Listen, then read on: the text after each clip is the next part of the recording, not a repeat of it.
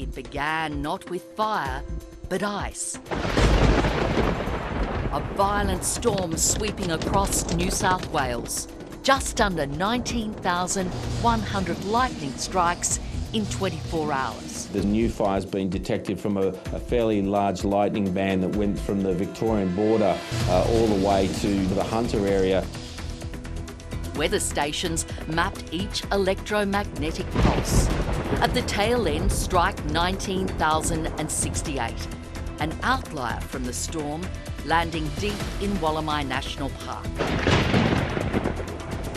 For the first time, we can show you that single point of ignition, a stringy bark since felled by forensic teams.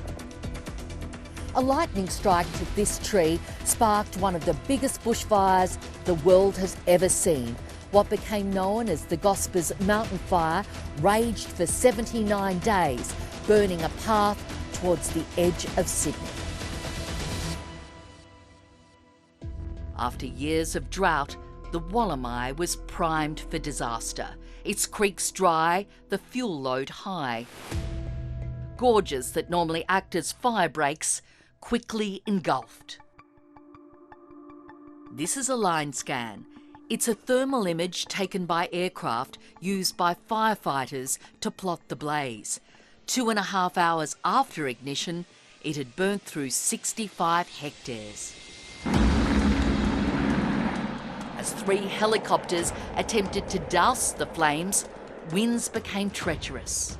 We had records of gusts up to 67 kilometres an hour that day, so it was too windy for the helicopter to water bucket on the fire, and obviously it was too windy to insert the National Parks raft team. Unable to winch in those remote area firefighting teams, National Parks sent in fixed-wing water bombers. It wasn't enough. By the next morning, the fire had torn through 521 hectares of park. Everywhere from the Queensland border south to the Sydney Basin was involved in firefighting, so resources were absolutely stretched. A sky crane and large aerial tankers joined the water bombers. We're going down and then we're coming back up. With winds easing, helicopters finally got raft teams in. The choppers refuelled hot with engines burning, a high-risk operation with time running out. 10 days into the battle, rain brought a reprieve. Remarkably, the line scan from that day shows the flames all but extinguished. Gospers was down, but not out. It was a sleeping giant at the very beginning. We did have some rainfall on the fire ground and the fire went to sleep, but as soon as the weather turned again, it reared its head again. Whipped up by high winds, on November 7th, the fire began the first of 2 extraordinary runs, doubling in size in just one day. The fire behaviour was very erratic. Nothing we did stopped it. No matter what we tried, it was just a continuous beast. On November 12, conditions became catastrophic. We declared a state of emergency across New South Wales. The fire began another massive run, jumping fire breaks at Putty Road. Line scans from that day show flames travelling 12 kilometres in a little over 2.5 hours. Its speed overwhelmed firefighters as the Gospers blaze again doubled in size to 56,000 hectares. We actually had fire on both sides of the Putty Road, so heading north, heading south, heading east, heading west. It was all points of the compass. Karen Hodges, a veteran firefighter with 32 years' experience, had been appointed incident controller just a day earlier. To halt its eastern march, she decided to use the largely dry McDonald River as a containment line. Over the course of a week, her team mustered every available resource to create a fire break. Once again, severe weather destroyed the firefighters' hard work. On November 24, a storm unleashed its fury over the fireground. Over the next 2 days, lightning sparked several new blazes outside the containment lines. The 3 Mile Creek, Little Elk Complex and Thompsons Creek fires were born.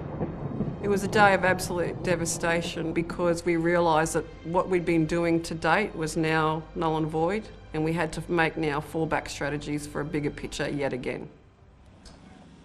The first few days of December brought calmer conditions.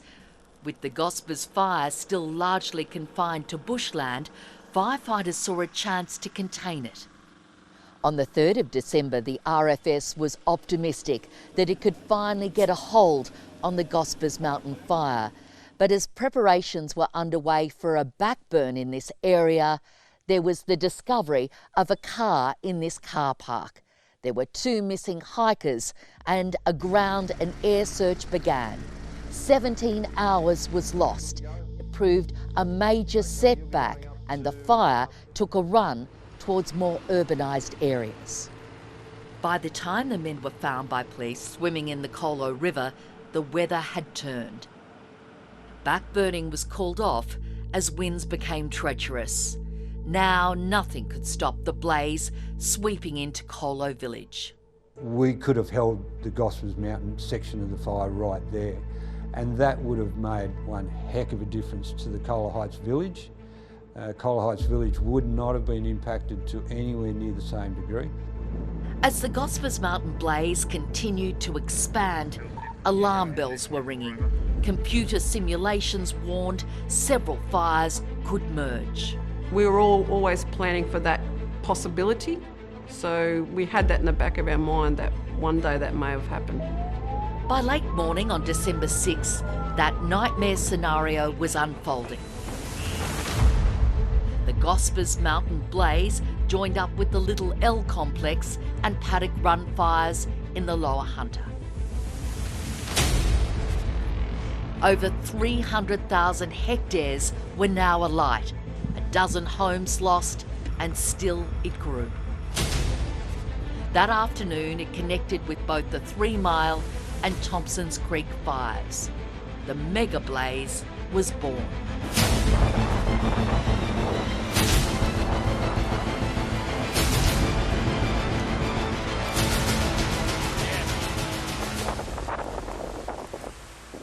There's not really any words that summarise the intensity of that fire. Neonatal nurse Stacey Kent was one of thousands of volunteers fighting the blaze, sometimes going straight from a hospital shift to the fire front. You don't forget the heat, the smoke, the noise of just the fire coming towards you. With more catastrophic days looming, the focus stayed on containment. Backburns are a key part of firefighting, but twice plans went wrong to devastating effect.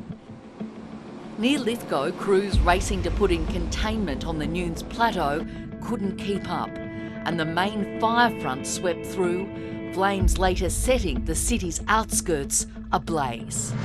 At Mount Wilson, an unpredicted weather change caught the fire crews by surprise. Their backburn got away, sparking the Gross Valley blaze, which destroyed dozens of homes around Bilpin. They put their heart and soul into that planning of that particular strategy, and to have it go like it did on that afternoon due to the weather conditions that we didn't know were coming, it was very devastating for them. Oh, that's black. December 21, the peak of the mega blaze. That's massive, man. I've never seen that before. On the southern flank of the blaze, crews were trying to stop the fire, jumping the Hawkesbury River and making a run into Sydney's suburbs. Oh, TP! Just walls of flame, and like as far as you could see from the treetops up to the sky. And there was just fire all around us. It was like Mordor in Lord of the Rings. These are new images of the inferno, now spotting up to 12 kilometres ahead of the fire front. It was just orange no matter where you looked. Nothing fully prepares you for what is coming towards you. The Hills Brigades were now in a fight to save their own suburbs.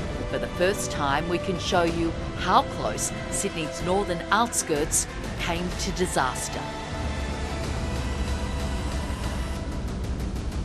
If the fire jumped the Hawkesbury River near Wiseman's Ferry, only a stretch of tinder-dry bush would separate it from homes in Sydney's leafy northern suburbs.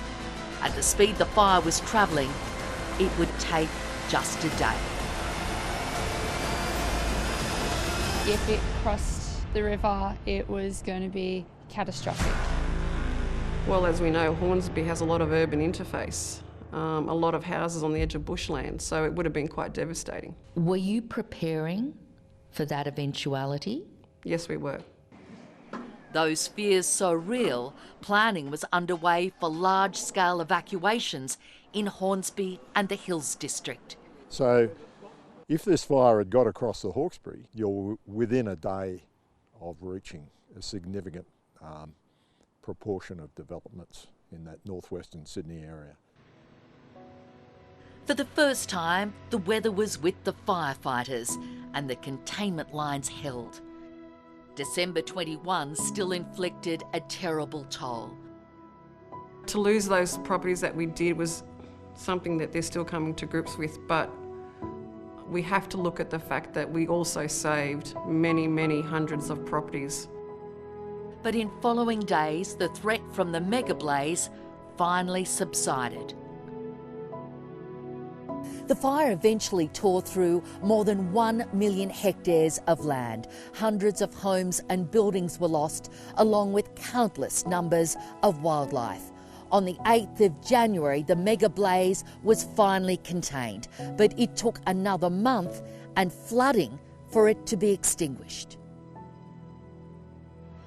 We had the record for the longest Section 44 state of emergency here at Hawkesbury. That was 40 days.